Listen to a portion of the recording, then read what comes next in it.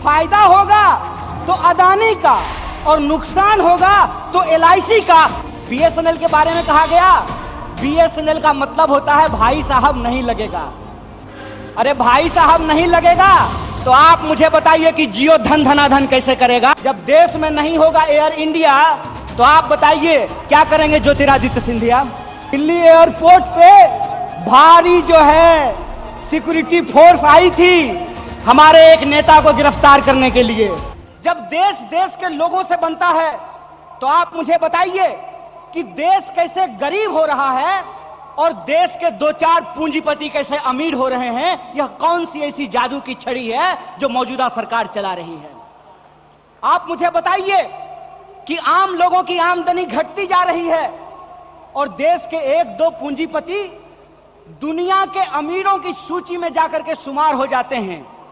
मैं यहां यह बात स्पष्ट कर देना चाहता हूं, हमारी पार्टी अमीरों के खिलाफ नहीं है, हमारी पार्टी पूंजीपतियों के खिलाफ नहीं है, हमारी पार्टी उद्योग धंधों के खिलाफ नहीं है, हमारी पार्टी उद्योगपतियों के खिलाफ नहीं है। लेकिन हम ऐसा देश नहीं चाहते हैं जहां आम लोगों के पास रोटी नहीं हो और प्रधानमंत्री के पास चलने के लिए 8,500 करोड़ का विमान हो। हम ऐसा देश नहीं चाहते हैं कि इस देश के आम लोगों के हाथ में शिक्षा नहीं हो, कलम नहीं हो, स्लेट नहीं हो, कंप्यूटर नहीं हो, मोबाइल नहीं हो और इस देश की जो सरकारी संपत्तियां हैं BSNL के बारे में क्या कहा गया। BSNL के बारे में कहा गया BSNL का मतलब होता है भाई साहब नहीं लगेगा। अरे भाई साहब नहीं लगेगा तो आप मुझे बताइए कि जियो धन धनाधन कैसे करेगा। यह सवाल आज इस देश के सामने खड़ा है। सरकार क्या करेगी, यह सवाल मैं पूछना चाहता हूं इस देश के नीति निर्माताओं से कि अगर एयर इंडिया नहीं होगा, जब देश में नहीं होगा एयर इंडिया तो आप बताइए क्या करेंगे ज्योतिरादित्य सिंधिया। जब एयर इंडिया नहीं होगा, जब रेलवे नहीं होगा, जब BSNL नहीं होगा तो मैं कहता हूं कि इस देश में मंत्री की क्या जरूरत है। जब देश में जनता नहीं होगी तो फिर इस देश में सरकार की क्या जरूरत है। जब देश में स्कूल नहीं होगा, अस्पताल नहीं होंगे, सड़कें नहीं होंगी तो आप मुझे बताइए कि फिर संसद की क्या जरूरत है। इस देश की जो पूरी की पूरी संकल्पना है उस संकल्पना को आज एक बार फिर से कांग्रेस के राष्ट्रीय महाधिवेशन में पुनर्विचारित करने की जरूरत है। देश का मतलब होता है देश में रहने वाले लोग। DD नेशनल पर एक कार्यक्रम आया करता था, नेहरू जी की किताब है discovery of India. Discovery of India के एपिसोड में नेहरू जी आम लोगों से पूछते हैं कि बताइए कौन है भारत माता, किसको भारत माता कहते हैं। भारत माता इस देश में रहने वाले लोग हैं। जब हम भारत माता की जय बोलते हैं तो भारत माता की जय बोलने का मतलब है इस देश के 140 करोड़ लोगों की जय। और 140 करोड़ लोगों की जय का मतलब है कि 140 करोड़ लोगों के हाथ में पढ़ाई हो, 140 करोड़ लोगों के हाथ में काम हो, 140 करोड़ लोगों के लिए रोजगार की व्यवस्था हो, 140 करोड़ लोगों के लिए इलाज की व्यवस्था हो, 140 करोड़ लोगों के लिए चलने के लिए सड़कें हो, गाड़ियां हो, रेलवे हो, हवाई जहाज हो। और आपने देखा कि देश में कुछ लोग लोकतंत्र को अपनी बपौती समझ लिए हैं।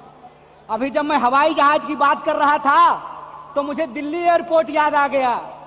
दिल्ली एयरपोर्ट पे भारी जो है सिक्योरिटी फोर्स आई थी हमारे एक नेता को गिरफ्तार करने के लिए। तो मैं दिल्ली में बैठे हुए हुक्मरानों को इस महाधिवेशन के माध्यम से कहना चाहता हूं, आपको मालूम नहीं है भारतीय राष्ट्रीय कांग्रेस का इतिहास। आपके पुरखों ने जिन अंग्रेजों की चापलूसी की थी उन अंग्रेजों से लड़ करके हमने इस देश को आजादी दिलाई। इस बात को याद रखिएगा। ना आपके जेल से डरेंगे, ना आपके मुकदमे से डरेंगे, ना आपकी लाठियों से डरेंगे, ना आपकी गोलियों से डरेंगे। भारतीय राष्ट्रीय कांग्रेस इस देश की पार्टी है और इस देश के हकूक के लिए लड़ती रहेगी। इस बात को याद रखिएगा। और आज के समय में जो आर्थिक लूट की नीतियां चल रही हैं कि प्राइवेटाइजेशन ऑफ प्रॉफिट और सोशलाइजेशन ऑफ लॉस, फायदा होगा तो अदानी का और नुकसान होगा तो एलआईसी का, ये हम नहीं चलने देंगे, इस बात को आप याद रखिएगा।